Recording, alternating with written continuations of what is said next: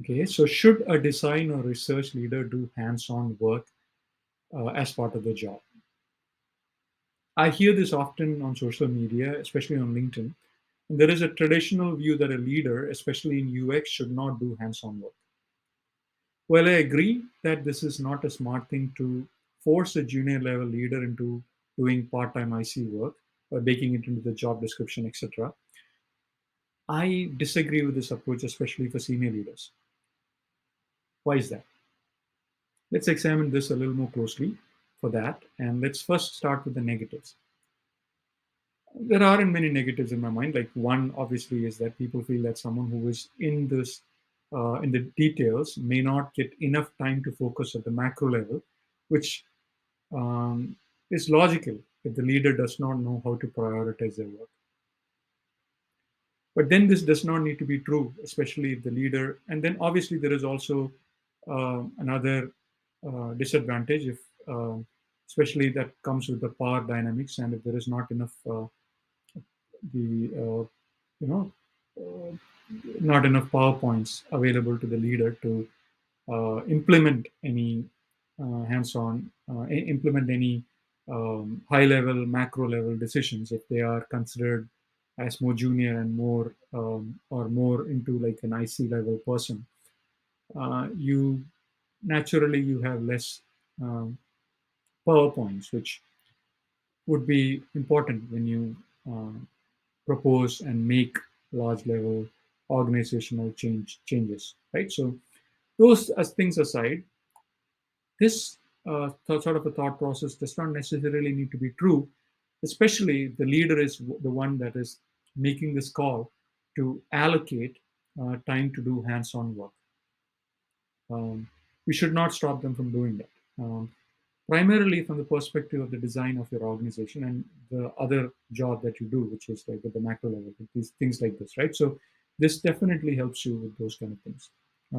Let's really look at those benefits now to see if what I'm saying makes sense, right? As an obvious benefit, like first benefit, is that you would get to see your design in action of your organization and can identify areas of improvement as well as generate ideas for that while you're doing this, right? So while you're doing this, you will definitely get some ideas. You first, it will be helpful from a research perspective, and second, it will help you generate ideas for that. Your team benefits immensely from your availability to do some hands-on work, especially if you're a really good um, researcher or a designer from their coaching and growth perspective, as well as a team cohesion perspective. Oftentimes, you need to rely on opaque feedback loops for assessing a team member for their development, and it comes with many flaws. This approach of you doing hands-on work with members of your team can give you first-hand information that will be beneficial, especially if your organization is rooted in a culture of fearlessness, growth, as well as excellence. If that is something that you've baked in as part of your organizational design, this is only augmenting that. Okay, you can really see what the strengths and weaknesses of your team members are and use that to tailor their development plans.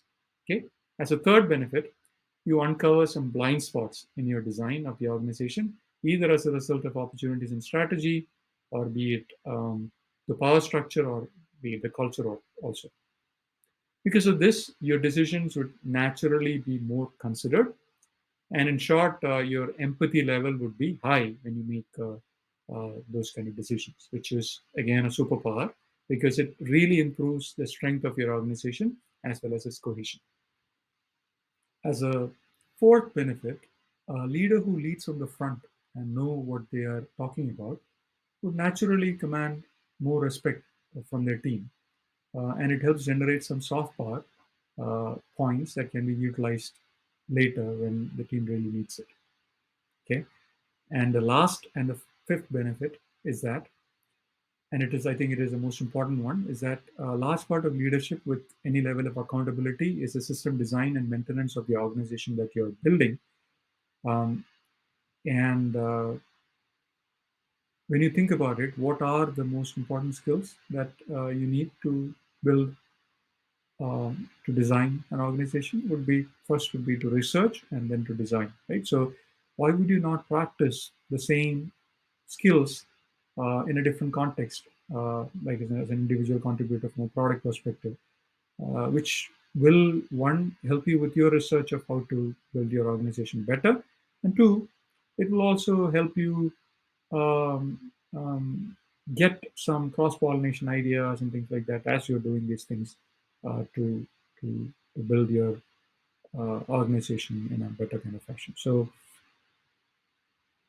in terms of keeping your tools sharp and making sure that you know that you are the job that you are most interested in and that the job that you are good at, obviously it is always good to build a holistic uh, skill set for what you do. At least that's my belief, and I think that's the most important benefit that you get from it. And even non-design leaders, like CEOs of companies like Starbucks, Lakshman Narasimhan, and Uber's Dara K, they are immersing themselves into the day-to-day work. Like Starbucks CEO, for example, he takes the role of a barista every month across the world in some Starbucks, uh, just to be closely in touch with the front line.